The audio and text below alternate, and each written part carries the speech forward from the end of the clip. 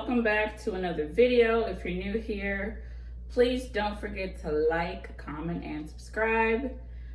Welcome to the channel. Welcome to the family. So there has been something that's been on my mind. First of all, I want to apologize on my personal and Brainwashed related Instagram. When I first started this back in April, I asked people what they wanted to hear about. So I want to apologize for being so late in getting that content started. So one of the things that some people have mentioned to me is high functioning depression. Now, I am trying to, as a person, stay true to myself and be more vulnerable and be, transparent. That's it. So I'm going to share a little bit about high functioning depression and how that has affected me. I thought because I work in mental health that I was invincible to anything anyone else experiences. Yes, I am fully 100% aware that I am human. And I also know that anything can happen. So recently I have discovered, if you will, and I'm in the process of accepting this diagnosis, if you will. However, I do want to state that high functioning depression is not diagnosable, but is recognized by clinicians everywhere. So in conversation with my own therapist, I was inspired to share what that can look like. And in conversation with my own family, some of the things that they shared with me, I was like, wow, okay, well, I guess it is really a thing. And so a few things that I struggle with personally is lack of motivation, but in my brain, I translated that as laziness or chronic procrastination. And so when I heard or learned or accepted that was just one of the symptoms, lack of motivation, I was like, wow, okay, that makes a lot more sense. On top of that, fatigue. I had blood work done months ago. Everything came back fine. And I was just so perplexed about why I was still really tired. I had started taking vitamins, vitamin A and vitamin D3. I need to get back on my vitamin B12 because I know that's an energy booster as well. But I wanted to figure out why I was tired a lot. Even though I powered through every day, if I have things to do, I'm going to do them, which is why it's considered high functioning depression. I can be sad or be down or feel some type of way, but once things get started, I get myself out of the bed, which is the hardest part of the day for most people in general, but especially those that suffer from anxiety and depression. Getting out of the bed is the hardest part. So, and another thing, isolation. So we've been in quarantine since March, at least I hope we've been in quarantine since March.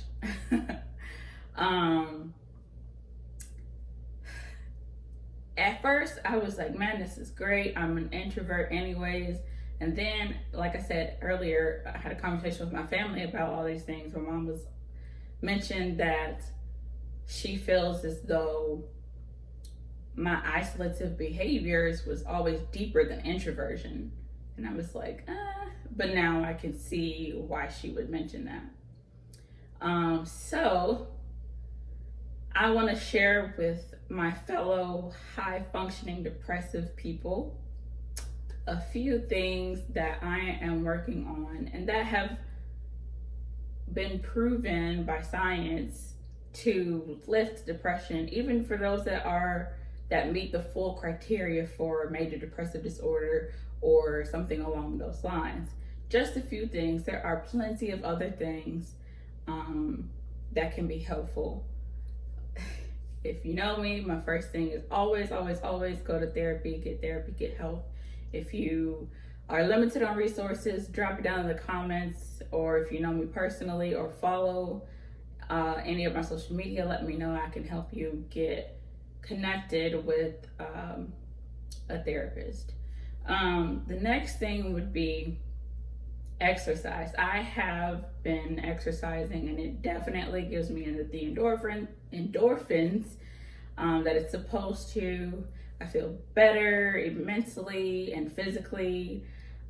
It just gets me pumping for the day. Like, I'm good. I try my best to exercise every morning, whether or not I have a big day with work. Even though I work from home, it's really hard with high functioning depression, or even if you're fully depressed, like you meet all the criteria. It's hard in general. But exercise, sunlight. We're not going to have too much more sunlight in the coming months. I mean, I know it's only August, but what I mean is essentially go for a 10-minute walk, a 5-minute walk, if you will, 3 minutes, heck, anything. Sunlight is important. It's full of vitamin D, which gives us natural energy. So sunlight. Balanced nutrition. That's probably one of the hardest things for me to maintain, a balanced diet. But when I do like detox or fast or whatever it is, my mind is so much more clear. It just, I don't know. It's like a whole new world. So sticking with that, being consistent in a balanced diet is definitely helpful for everyday life, but especially for those struggling with any sort of mental health concern. And lastly, mood tracking or journaling. So I have this app that I've been using much prior to my diagnosis, if you will. It's called Dailyo. I'll drop the link in the description below. So I literally just track my mood there, just basically not necessarily even my mood, just kind of a check-in to see how the day has gone. Yeah, basically just checking in with myself. I started probably a year or so ago, just because I think I'd seen a sponsored ad on Instagram or something, and I was like, oh, that's cool. So started that. I'm not very consistent with journaling, but Dailyo has helped me a lot to look at, in this month I had 4 or 5 really bad days, or this week was just not the greatest week. I was tired the whole week, or whatever I put down as my mood for that day. I reminded it every night at 8 p.m. So that has been really helpful. Also, if you like paper pen method or on your phone or tablet or whatever, there are so many options that can help us track our mood. There are different apps. I used to have this app called Shine, and it has a lot of resources, but then I had to start paying for the good stuff. It still has good stuff that you can use for free. It talks about anxiety, it talks about depression, mood, a lot of things that are very, very helpful. It gives you affirmations daily. So a lot of helpful things.